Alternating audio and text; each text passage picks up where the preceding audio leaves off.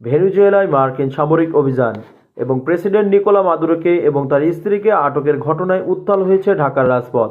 মার্কিন এই পদক্ষেপকে সাম্রাজ্যবাদী আগ্রাসন আখ্যা দিয়ে রাজধানী জুড়ে বিক্ষোভ ও প্রতিবাদ সমাবেশ করেছে বাংলাদেশের বিভিন্ন বামপন্থী রাজনৈতিক দল ও সংগঠন।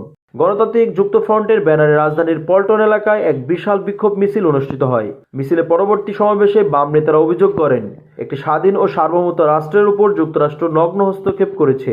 অবিলম্বে নিকোলা মাদুরো এবং তার স্ত্রী সিলিয়া ফ্লোরেসের মুক্তি দাবি করেন তারা। প্রতিবাদের অংশ হিসেবে আগামী 10 জানুয়ারি বিকেলে ঢাকায় অবস্থিত মার্কিন দূতাবাসের অভিমুখে বিক্ষোভ মিছিলের ডাক দিয়েছে গণতান্ত্রিক যুক্তফ্রন্ট। একই দিনে জাতীয় প্রেস ক্লাবের সামনে বিক্ষোভ করেছে বাসদ এবং জাতীয় মুক্তি কাউন্সিল। এছাড়াও উদীচী শিল্পগোষ্ঠী, সমাজতান্ত্রিক ছাত্রফ্রন্ট এবং ন্যাপ পৃথকভাবে বিবৃতি এই হামলার তীব্র নিন্দা জানিয়েছেন। তারা বলেছে, ল্যাতিন আমেরিকায় আধিপত্য কায়েম রাখতেই যুক্তরাষ্ট্র তথাকথিত গণতন্ত্র দোহাই দিয়ে যুদ্ধ চাপিয়ে দিচ্ছে। বিশ্লেষকদের দাবি, ভেনেজুয়েলার তেল সম্পদ আর ভূখণ্ড দখলের এই চক্রান্ত বিশ্ববাসীকে ঐক্যবদ্ধভাবে রুখে দিতে হবে।